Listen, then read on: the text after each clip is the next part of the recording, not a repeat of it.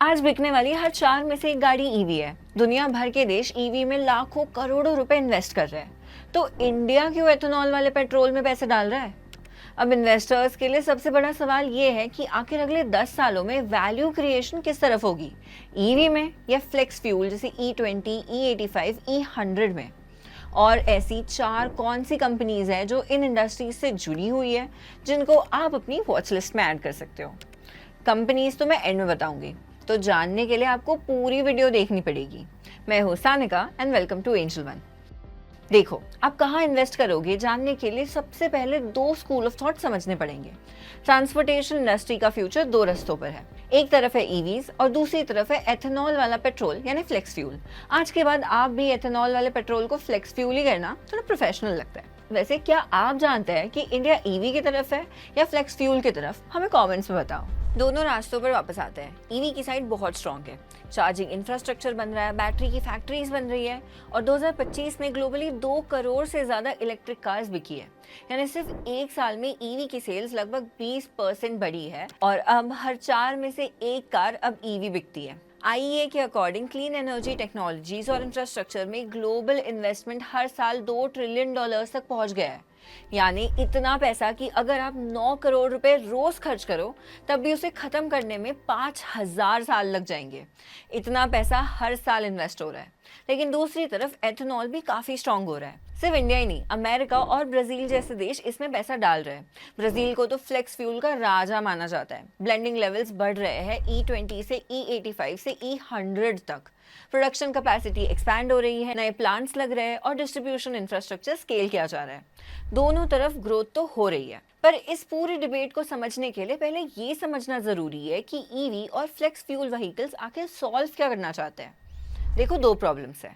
पहला, traditional petrol और diesel गाड़ियों से बहुत एमिशंस होता है जिससे पोल्यूशन होता है और इंडिया और कई दूसरे देश अपनी ऑयल रिक्वायरमेंट का 85% इंपोर्ट करते हैं और दुनिया में कहीं भी वॉर हो या कोई भी लड़ाई हो तो डायरेक्ट इम्पैक्ट हमारी इकोनॉमी पे पड़ता है।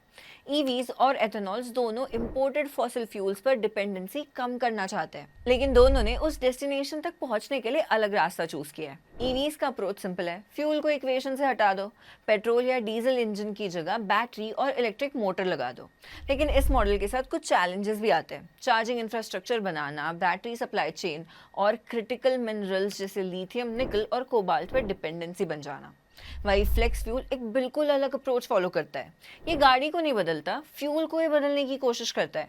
फ्लेक्स फ्यूल व्हीकल्स एथेनॉल और पेट्रोल के अलग अलग ब्लेंड्स पर चल सकते हैं। जैसे E20 फ्यूल में 20% एथेनॉल होता है, E85 में एथेनॉल का शेयर 85% होता है, जबकि E100 में ऑलमोस्ट प्योर एथेनॉल होता है। इसका सबसे बड़ा एडवांटेज ये है कि एग्जिस्टिंग फ्यूल इंफ्रास्ट्रक्चर काफी हद तक यूज किया जा सकता है। लेकिन यहाँ भी एक चैलेंज है, एथेनॉल किसी फैक्ट्री में नहीं बनता है। उसके लिए शुगर केन, मेज, ग्रेन्स और दूसरे एग्रीकल्चरल फीड स्टॉक्स यानी एथेनॉल बनाने के लिए रॉ मटेरियल्स की जरूरत पड़ती है और इसी की वजह से फ्लेक्स फ्यूल की स्केलेबिलिटी का सवाल ईवी से काफी अलग है। तो अगर ईवीज इंजन को रिप्लेस करना चाहती है तो फ्लेक्स फ्यूल फ्यूल को ही रिप्लेस करना चाहता है। और ट्रांसपोर्टेशन इंडस्ट्री की सबसे इंपॉर्टेंट रेस इसी बात पर टिकी हुई है कि इन दोनों अप्रोचेस में से सबसे ज्यादा प्रैक्टिकल कौन है। इसे 4 राउंड्स में समझते हैं। Round 1, cost. दोनों सॉल्यूशंस प्रैक्टिकल तब होंगे जब इन्हें कोई लेगा। कंज्यूमर का पहला सवाल सिंपल होता है, कितने पैसे लगेंगे। ईवीज का बिगेस्ट एडवांटेज है रनिंग कॉस्ट। किसी भी पेट्रोल गाड़ी में फ्यूल कॉस्ट ज्यादा होता है, ईवी चार्ज करना काफी सस्ता पड़ता है। बैटरी प्राइसेस भी गिर रहे हैं। 2024 में लिथियम आयन बैटरी पैक $115 पर किलोवाट आवर तक आ गया था, जो 10 साल पहले से 90% सस्ता है। लेकिन ईवी खरीदना अभी भी पेट्रोल गाड़ी खरीदने से महंगा पड़ता है। फ्लेक्स फ्यूल व्हीकल्स का एडवांटेज है कि इन्हें कंप्लीटली नए इंजन की जरूरत ही नहीं होती। एग्जिस्टिंग इंजन्स को भी मॉडिफाई करके एथेनॉल कंपैटिबल बनाया जा सकता है। यानी ईवीज रनिंग कॉस्ट में स्ट्रॉन्ग है, लेकिन फ्लेक्स फ्यूल अपफ्रंट कॉस्ट और एग्जिस्टिंग इंफ्रास्ट्रक्चर के एंगल से प्रैक्टिकल लगता है। Round 2, infrastructure. यही ईवीज और फ्लेक्स फ्यूल का सबसे बड़ा डिफरेंस दिखता है।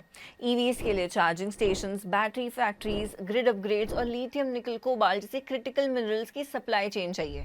स्केल बिल्ड हो रहा है, लेकिन सिस्टम नया बनाना पड़ता है। फ्लेक्स फ्यूल में पुराना सिस्टम रिप्लेस नहीं करना पड़ता। एग्जिस्टिंग पेट्रोल पंप, स्टोरेज और डिस्ट्रीब्यूशन नेटवर्क ही यूज हो सकता है। बस एथेनॉल ब्लेंडिंग बढ़ानी होती है।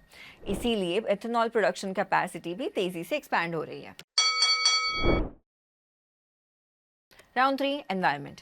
ईवी सपोर्टर्स कहते हैं कि EVs tell pipe emissions almost zero कर देते हैं, और जैसे जैसे इलेक्ट्रिसिटी ग्रिड रिन्यूएबल एनर्जी से क्लीन हो जाएगी, ईवीज और एनवायरनमेंट फ्रेंडली बनेगी। फ्लेक्स फ्यूल सपोर्टर्स कहते हैं कि गाड़ी और इंफ्रास्ट्रक्चर रिप्लेस करने की जगह फ्यूल को क्लीनर बना दो। ब्राजीलियन शुगरकेन एथेनॉल पर लाइफ साइकिल स्टडीज हुई है जो दिखाती है कि गैसोलीन के कंपैरिजन में ग्रीन हाउस गैसेस एमिशन 70 से 90% तक कम हो सकती है। लेकिन एथेनॉल ज्यादा चाहिए तो शुगरकेन, मेज और ग्रेन्स भी ज्यादा चाहिए।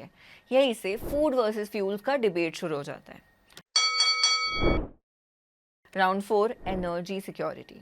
इंडिया अपने क्रूड ऑयल का लगभग 85% इम्पोर्ट ही करता है, यानी डिस्कशंस एमिशंस के साथ इंपोर्ट्स और फॉरेन एक्सचेंज के भी है। गवर्नमेंट के अकॉर्डिंग एथेनॉल ब्लेंडिंग प्रोग्राम की वजह से क्रूड ऑयल इंपोर्ट्स में 1.7 लाख करोड़ की रिडक्शन हुई है। डिस्कशन E20 पर नहीं रुकता है। पॉलिसी सर्कल्स में E30 ब्लेंडिंग और E85 कंपैटिबल व्हीकल्स पर भी डिस्कशंस बढ़ रहे हैं। इसी डायरेक्शन में इंडियन ऑयल ने दिल्ली में E100 फ्यूल स्टेशंस लॉन्च किए हैं और ethanol retail infrastructure gradually expand हो रहा है। तो पिक्चर क्लियर है, ईवीज बैटरी इकोसिस्टम और चार्जिंग इंफ्रास्ट्रक्चर बिल्ड करना चाहती है, फ्लेक्स फ्यूल बायोफ्यूल इकोसिस्टम और एथेनॉल प्रोडक्शन स्केल करना चाहता है, और दोनों ऑयल बिल इंपोर्ट को कम करने का प्रॉमिस कर रहे हैं। लेकिन इस रेस में ज्यादा फास्टर रिजल्ट तो फ्लेक्स फ्यूल देता नजर आ रहा है। तो अगर फ्लेक्स फ्यूल व्हीकल्स इतने प्रॉमिसिंग है तो हर कंट्री ब्राजील क्यों नहीं बन पाई? अमेरिका ने भी फ्लेक्स फ्यूल पर काफी पहले काम शुरू किया है। आज भी अमेरिका की रोड्स पर 2.09 करोड़ से ज्यादा फ्लेक्स फ्यूल व्हीकल्स है। नंबर इंप्रेसिव है, लेकिन प्रॉब्लम व्हीकल्स की नहीं, फ्यूल की अवेलेबिलिटी है। 2.09 करोड़ फ्लेक्स फ्यूल व्हीकल्स होने के बावजूद अमेरिका में E85 फ्यूल प्रोवाइड करने वाले पब्लिक स्टेशन सिर्फ 4200 के आसपास है। गाड़ियां पहले आ गई, इकोसिस्टम बाद में पूरी तरह डेवलप ही नहीं हुआ। इसी वजह से फ्लेक्स फ्यूल अमेरिका में एक्सपेक्टेड स्केल अचीव नहीं कर पाया। ब्राजील ने उल्टा किया था, सिर्फ व्हीकल्स लॉन्च नहीं किए थे, पूरा इकोसिस्टम बिल्ड किया था, फ्यूल, इंफ्रास्ट्रक्चर और सप्लाई चेन। ब्राजील में आज 85% से ज्यादा नए व्हीकल्स फ्लेक्स फ्यूल केपेबल होते हैं। ब्राजील ने एथेनॉल के लिए मल्टीपल फीड स्टॉक्स भी डेवलप किए हैं। 2026 में ब्राजील की ethanol industry around 28.5 billion litre sugar cane ethanol और 11.2 billion litre grain based ethanol produce करने की डायरेक्शन में है। लर्निंग सिंपल है, सिर्फ टेक्नोलॉजी काफ़ी नहीं होती, एग्जीक्यूशन और नेटवर्क भी उतना इंपॉर्टेंट होता है। अमेरिका के पास व्हीकल्स तो है, लेकिन ब्राज़ील के पास व्हीकल्स के साथ फ्यूल, इंफ्रास्ट्रक्चर और फीड स्टॉक भी था। और इसी वजह से अगला सवाल और भी इम्पोर्टेंट हो जाता है, क्या इंडिया भी ब्राज़ील जैसा नेटवर्क बिल्ड कर सकता है? इसका जवाब ऑटोमोबाइल कंपनी से ज़्यादा एग्रीकल्चर सेक्टर के पास है, क्योंकि एथेनॉल की सक्सेस गाड़ियों से नहीं, फीड स्टॉक से डिसाइड होती है। आज इंडिया का ethanol programme mainly sugar cane juice, B heavy molasses, C heavy molasses और ग्रेन्स जैसे मेज पर डिपेंड करता है। प्रोडक्शन स्केल भी अग्रेसिवली बढ़ा है। 2013-14 में इंडिया की एथेनॉल ब्लेंडिंग सिर्फ 1.53% थी। 2025 तक ये 20% तक पहुंच गई है। लेकिन E20 और E85 बिल्कुल अलग चैलेंजेस हैं। E20 में हर लीटर फ्यूल में 20% एथेनॉल होता है।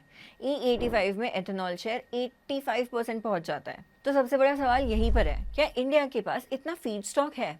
गवर्नमेंट और इंडस्ट्री एस्टिमेट्स के अकॉर्डिंग E20 ब्लेंडिंग के लिए हर साल अराउंड 1000 करोड़ लीटर एथेनॉल की रिक्वायरमेंट थी। हायर ब्लेंड्स या large scale flex fuel adoption से डिमांड और तेजी से बढ़ेगी। इसी वजह से फोकस शुगर केन के साथ मेज पर भी शिफ्ट हो रहा है। एथेनॉल डिमांड से इंडिया में मेज कंजम्पशन और प्रोडक्शन दोनों एक्सेलरेट हो रहे हैं, क्योंकि फ्यूचर ग्रोथ का बड़ा कंट्रीब्यूशन ग्रेन बेस्ड एथेनॉल से आने की एक्सपेक्टेशन है।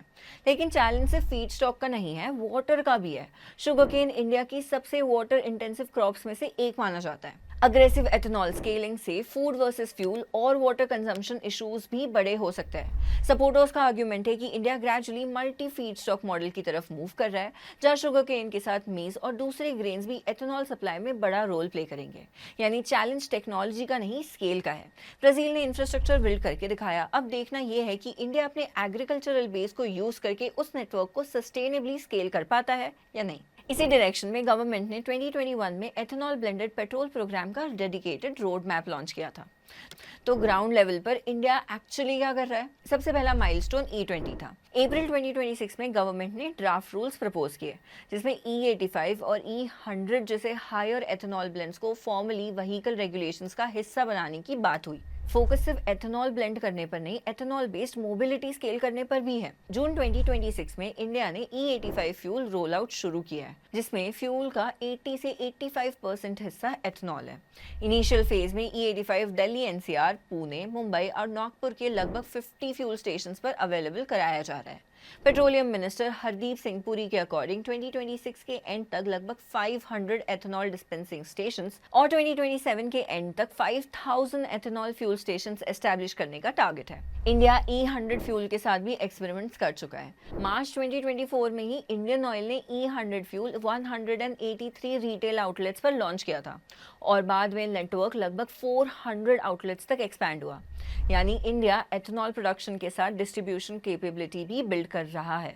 ईवी नेटवर्क भी पैरेलली बिल्ड हो रहा है। एक तरफ चार्जिंग स्टेशंस बढ़ रहा है और दूसरी तरफ एथेनॉल डिस्पेंसिंग स्टेशंस। इंडिया किसी एक टेक्नोलॉजी पर ऑल इन नहीं जा रहा है। इंडिया ईवीज, एथेनॉल और फ्लेक्स फ्यूल मोबिलिटी तीनों पर बेट लगा रहा है। अब सवाल आता है कि ऑटोमोबाइल कंपनीज किस डायरेक्शन में बेट लगा रही है। अगर ईवी अडॉप्शन एक्सेलरेट होता है तो बेनिफिट उन कंपनीज को मिलेगा जो एंथुजियास्ट से मास मार्केट तक पहुंच पाती है। इसी वजह से एथर इंटरेस्टिंग है। अराउंड 37,000 करोड़ मार्केट कैप वाली एथर पूरा ईवी इकोसिस्टम बिल्ड करने की कोशिश कर रही है। फाइनेंशियल ईयर 26 में कंपनी ने 2.63 लाख व्हीकल्स बेचे, जो पिछले साल से 69% ज्यादा थे। Market share Q1 financial year 25 के 7.6% से Q4 फाइनेंशियल ईयर 26 में 18.6% तक पहुंच गया। एक साल में एथर ने एक्सपीरियंस सेंटर्स 351 से 700 कर दिए और चार्जिंग नेटवर्क 6000 से ज़्यादा पॉइंट्स तक एक्सपैंड किया है। मैनेजमेंट का मानना है कि ईवी अडॉप्शन मेट्रो सिटीज़ तक लिमिटेड नहीं रहेगी, इसीलिए कंपनी साउथ इंडिया के बाहर अग्रेसिवली एक्सपैंड कर रही है। फाइनेंशियल ईयर 26 में रेस्ट ऑफ इंडिया और मिडिल इंडिया रीजन्स में मार्केट शेयर ग्रोथ स्ट्रॉन्ग रही। चैलेंज डिमांड कैप्चर करना है। टीवीएस iQube ने फाइनेंशियल ईयर 26 में लगभग 3.7 लाख यूनिट सेल्स रिकॉर्ड की है और मैनेजमेंट के according EV penetration Q4 financial year 26 में 7.8% तक पहुंच गई है। बजाज ऑटो की चेतक ने Q4 फाइनेंशियल ईयर 26 में 1 लाख से ज़्यादा रिटेल सेल्स रिकॉर्ड की और इलेक्ट्रिक स्कूटर सेगमेंट 40% से एक्सपैंड हो रहा है, ट्रेडिशनल स्कूटर से बहुत तेज। ओला इलेक्ट्रिक भी डिमांड और ऑर्डर मोमेंटम इंप्रूवमेंट की बात कर रहा है, यानी इंडस्ट्री के major players demand slow down की नहीं, मार्केट शेयर की बात कर रहे हैं।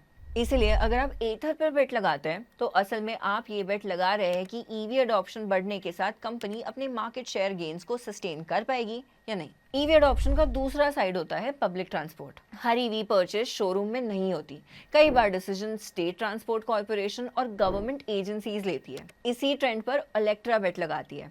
अराउंड 12,500 करोड़ मार्केट कैप वाली इलेक्ट्रा इंडिया की largest pure play electric bus manufacturers में से एक है। इसका बिजनेस कंज्यूमर डिमांड पर कम है, पब्लिक ट्रांसपोर्ट इलेक्ट्रिफिकेशन पर ज्यादा है।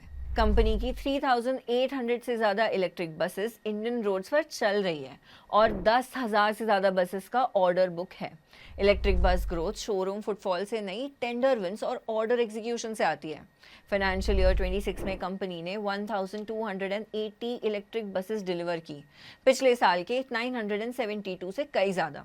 रेवेन्यू 1,800 करोड़ से 2,312 करोड़ तक पहुंच गया। मैनेजमेंट को लगता है कि अपॉर्चुनिटी स्टार्टिंग स्टेज में ही है।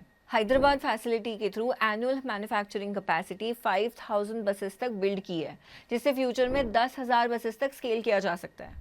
चैलेंजेस है ऑर्डर्स को टाइम पे एग्जीक्यूट करना और बसेस को रोड पर उतारना। कंपटीशन भी है। इलेक्ट्रा पर बेट मतलब पब्लिक ट्रांसपोर्ट इलेक्ट्रिफिकेशन एक्सेलरेट होने के साथ company order book efficiently execute कर पाएगी या नहीं। अब तक हमने ईवी बेनिफिशियरीज देखे, लेकिन अगर ट्रांसपोर्टेशन का फ्यूचर सिर्फ बैटरीज पर डिपेंड ना करे, अगर इंटरनल कंबशन इंजन खत्म होने के बदले नए फ्यूल्स के साथ इवॉल्व हो, और शायद इसी पॉसिबिलिटी पर इंडिया का सबसे बड़ा पैसेंजर व्हीकल मैन्युफैक्चरर भी काम कर रहा है, Maruti Suzuki.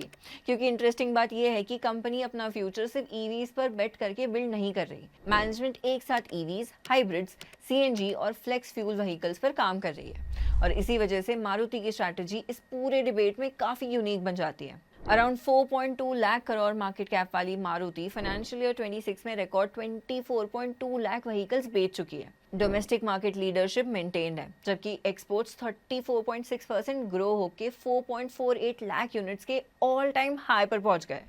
Investment story volume से ज्यादा फ्यूचर स्ट्रैटेजीज की है। रिसेंट अर्निंग्स कॉल में मैनेजमेंट ने कहा कि company balanced multi power train strategy follow कर रही है।